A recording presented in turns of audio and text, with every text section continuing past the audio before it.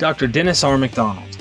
One of my Patreon fans, Michael Baca, asks, Derek, one for Dr. Macdonald, what are the clearest examples of Homeric or other Greek influences like Euripides on the Gospels and Acts that can be easily dismissed by scholars as examples of parallelomania? Does the lack of current scholarly acceptance of your ideas an example of what Thomas Kuhn called being locked into a paradigm that doesn't permit other types of evidence to be considered?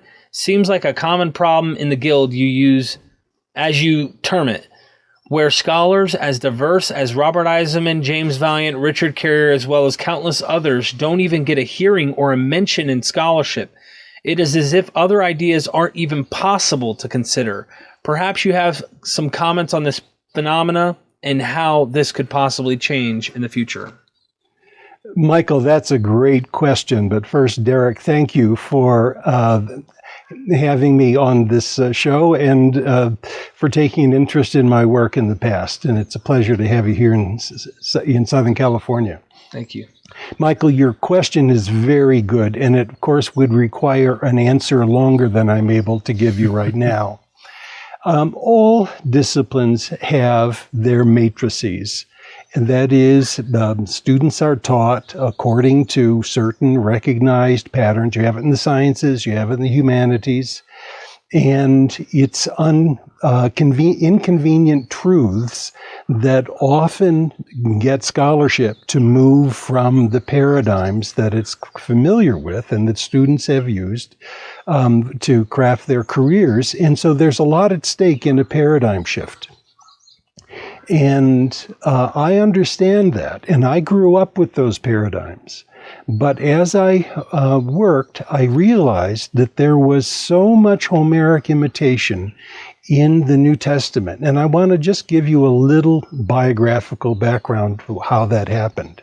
When I was a student at Harvard, my minor was Latin reception of Greek philosophy. And I began to love classics. But one thing that became clear to me is that the entire absence of the Homeric epics from biblical scholarship was unacceptable, because the Homeric epics were the defining literature for Greek speakers, but also, and even in the Roman Empire.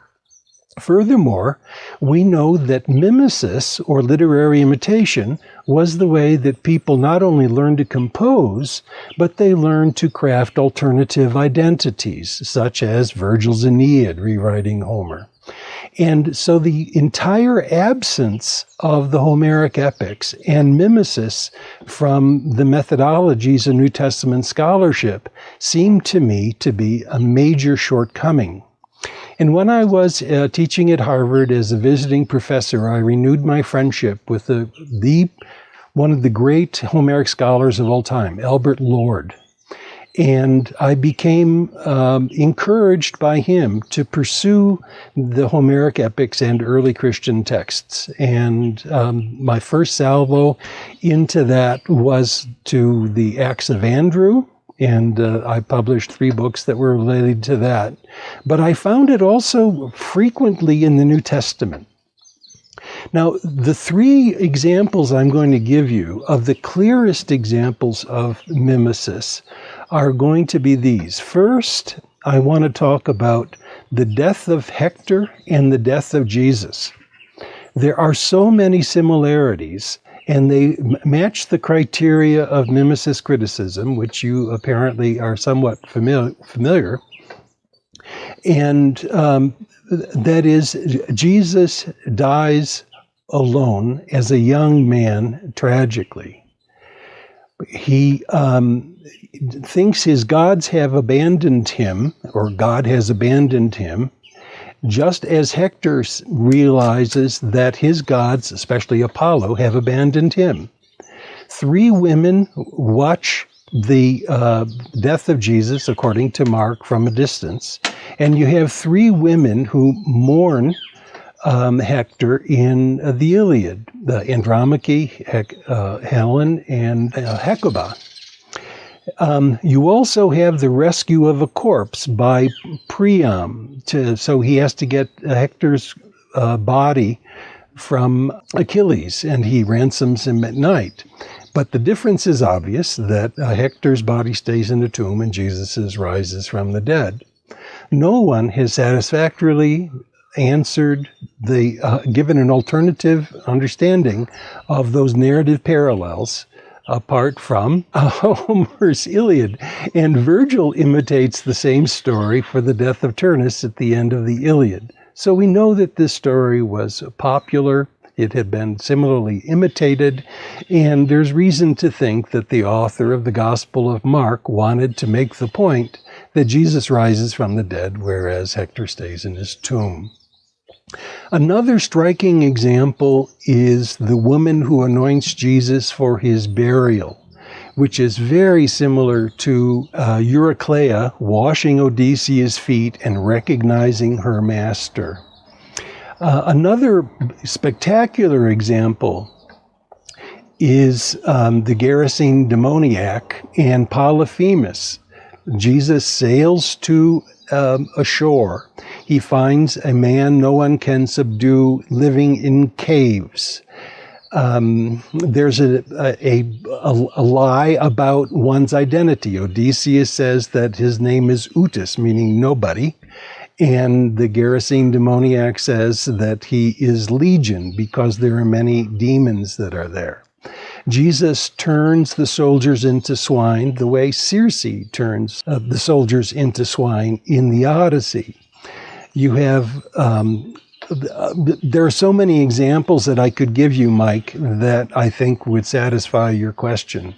But I appreciate your attention to this, and it is painful for me to realize that the discipline that I love so much and have contributed to it has a tin ear to mimesis and classical Greek poetry. And I actually am somewhat embarrassed that the mimesis critical orientation and the use of Homer in the New Testament gets so closely identified with me. I'm simply a beggar who found some bread and is interested in sharing the bread.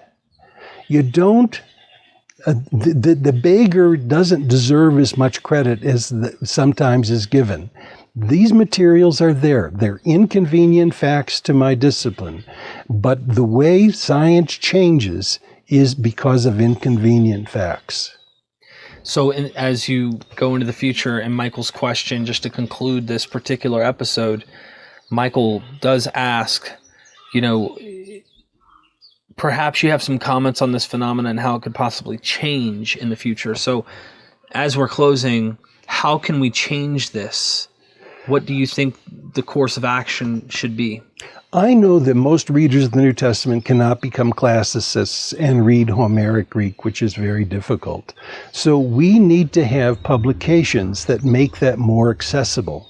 And I'm preparing a major reference work called A Mimetic Synopsis of the Gospels, in which I give my own translations of Homer or Euripides or Sophocles, and help the reader see the parallels and make their own judgments about how they could be connected.